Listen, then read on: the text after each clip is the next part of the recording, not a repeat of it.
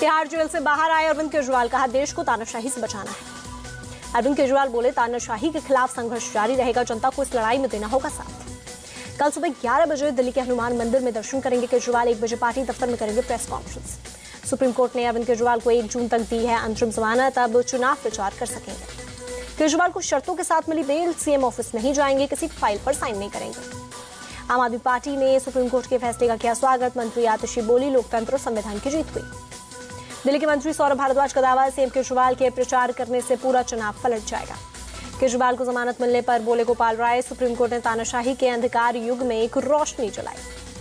केजरीवाल को जमानत मिलने से चुनाव पर काफी असर पड़ेगा, पश्चिम बंगाल की सीएम ममता बनर्जी का बयान। पीडीपी चीफ महबूबा मुफ्ती का बयान, देश में अंधा राज चल रहा, किसी को भी जेल में डाल सकते हैं। नेशनल कॉन्फ्रेंस के नेता फारूक अब्दुल्ला का बयान, हिंदू मुसलमान को बांटना चाहती है बीजेपी, पर ऐसा होगा नहीं।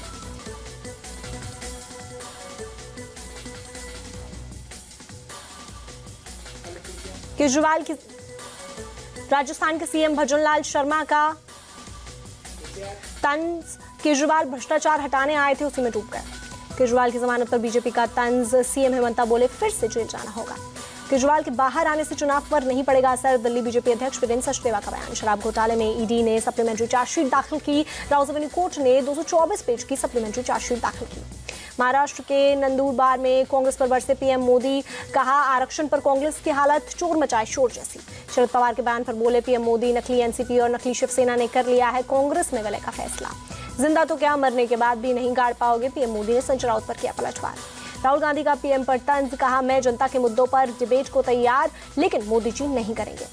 तेलंगाना के महबूब नगर में पीएम की रैली, कहा कांग्रेस ने किसानों से कर्ज माफी का झूठा वादा किया।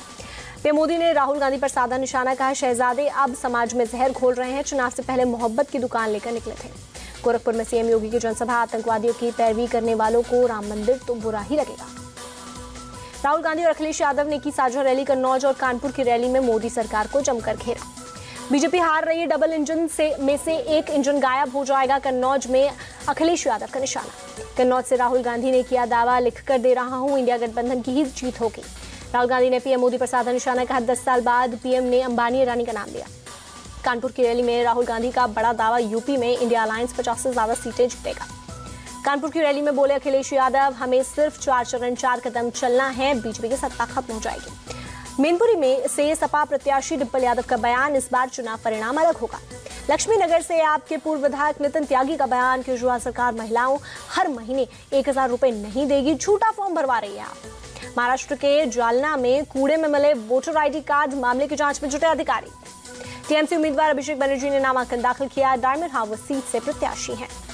बिहार की पटना साहिब सीट से रविशंकर प्रसाद ने भी भरा पर्चा, कहा देश के लिए करता रहूंगा काम। चुनाव आयोग ने मल्लिकार्जुन खड़गे को लगाई फटकार, आरोपों को किया खारिज, वोटिंग प्रतिशत के डेटा में देरी पर उठाए थे सवाल। बंगाल के राणा घाट में अमित शाह की रैली, कहा सीएम ममता सीए का विरोध और घुसपैठियों का करती है समर्थन। धर्म के आधार पर संदेश खाली में महिलाओं पर अत्याचार हुआ, सीएम ममता को शर्मानी चाहिए, अमित शाह का बयान। हैदराबाद में बोले कांग्रेस नेता शशि थरूर, राम मंदिर बीजेपी का चुनावी मुद्दा था, अब वो खत्म हो गया। सैम पित्रोदा के बाद मणिशंकर अय्यर का विवादित बयान, कहा पाक के पास एटम बम इसलिए सम्मान दे। राम मंदिर पर कांग्रेस नेता नाना पटोले का विवादित बयान, इंडिया अलायंस की सरकार बनी तो चारों शंकराचार्य से मंदिर का शुद्धिकरण कराया जाएगा। नाना पटोले के बयान पर भड़के देवेंद्र फडणवीस, किस मुंह से राम मंदिर के शुद्धिकरण की बात कर रहे हैं। नाना पटोले के दिमाग को शुद्ध करने की जरूरत, आचार्य प्रमोद कृष्णम का अटैक। नाना पटोले के बयान पर पहला रिएक्शन कांग्रेस से निकाले गए प्रमोद कृष्णम का आया। प्रमोद कृष्णम ने कहा कि नाना पटोले को मंदिर के शुद्धिकरण की भी नहीं, अपने दिमाग को शुद्ध करने की जरूरत है। ईश्वर करे कांग्रेस पार्टी जल्दी से जल्दी राम विरोधियों से मुक्त हो। विवाद बढ़ने पर नाना पटोले ने दी सफाई, शंकराचार्य ने जो कहा उसी का पालन इंडिया अलायंस की सरकार करेगी। महिला रेसलर यौन शोषण का मामला, ब्रिजभूषण शरण पर 2 धाराओं में आरोप तय। ब्रिजभूषण शरण ने कोर्ट के फैसले का किया स्वागत, कहा अब मेरे लिए रास्ते खुल गए, केस को करूंगा फेस। संदेश खाली मामले पर बंगाल में सियासत जारी, टीएमसी ने बीजेपी के खिलाफ केस दर्ज कराया। संदेश खाली हिंसा के आरोपी शेख शाहजहां की कोर्ट में पेशी, कथित स्टिंग ऑपरेशन पर बोले अभी तो शुरुआत है, कई और सच्चाई सामने आएगी। भारत का औद्योगिक उत्पादन मार्च में 4.9% बढ़ा, वित्त वर्ष 2024 में 5.8% का इजाफा। रुपए में 2 पैसे की गिरावट दर्ज, एक अमेरिकी डॉलर 83 रुपए 50 पैसे पर रहा। सेंसेक्स 260 अंक चढ़कर 72,664 पर बंद हुआ, निफ्टी 20 97 पॉइंट उछला।